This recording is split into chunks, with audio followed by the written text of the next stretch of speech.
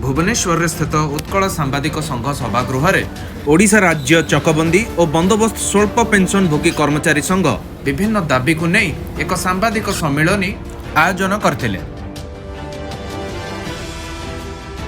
दाबी आज्ञा होमको minimum pension दि जाऊँ मिनिमम पेंशन 3500 उपरे आमर जो षष्ठ सप्तम वेतन कमिशन आसला आम 3500 टंका पाऊँ षष्ठ वेतन कमिशन मुताबक आम पाऊलु 2.57 आड कराई दिखाई ताकू बर्तमान सप्तम वेतन कमिशन में ये सरकार गोटे चिठी कर 8300 दिज्व से जहाँफल कि आम 600 टंका बर्तमान पेंशन कमी जाऊँगी ये एक कथा। 2 नंबर कथा हूँ आम 40 वर्ष पाखापाखि 40 वर्ष चाकरी कलापर यही चकबंदी संस्थार आमको रेगुलार कलापर आम मानकर मिनिमम पेंशन धार्य करते सरकार जो मिनिमम पेंशन सरकार धार्य करते से मिनिमम पेंशन आम बड़ हार्डशिप होती से आम 8995 टंका पाला बेले बर्तमान ताकू कमेकरी सरकार ये जो नुआ ये पे कमिशन आमको 8300 रखिंट तेणु यहाँ अत्यंत दुखदायक घटना। कौन कौन असुविधा घटुची आपको पूर्ण पेंशन न मिल आज्ञा पेंशन कौन कि पेंशन दौरान कि मिनिमम पेंशन दौरान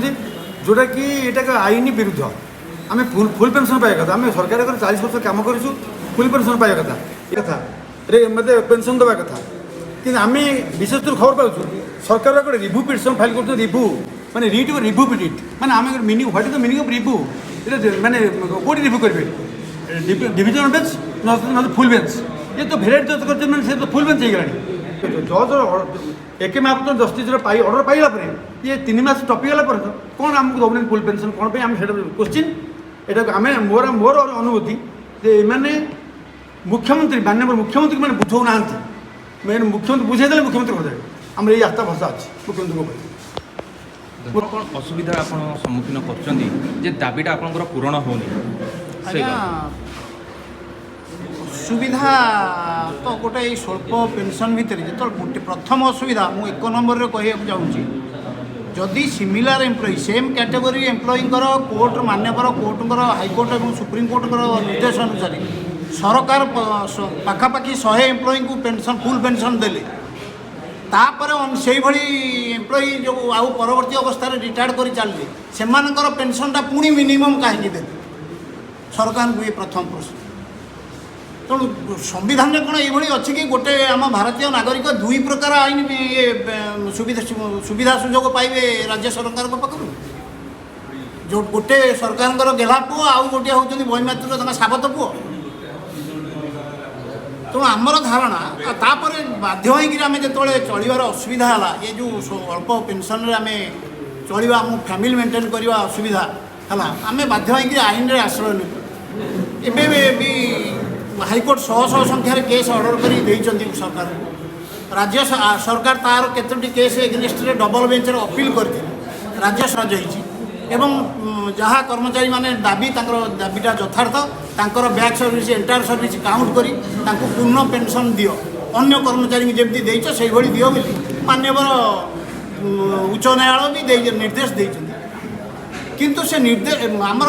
दुखर कथा तापर आम बहुत थर बहुत बार सबू सचिवों पाक आम राजस्व सचिव महोदय 5टी सचिव महोदय राजस्व मंत्री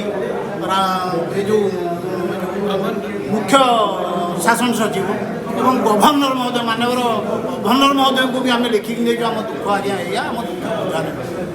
सी समस्त कौटी रोची आम भी आज्ञा जापारू कहीं आम तो समस्त रिटायर्ड अवसरप्राप्त लोक आमर सामर्थ्य ना बड़ बयस ना सरकार पाखक 10 थर दौड़ी मसरे आसीपार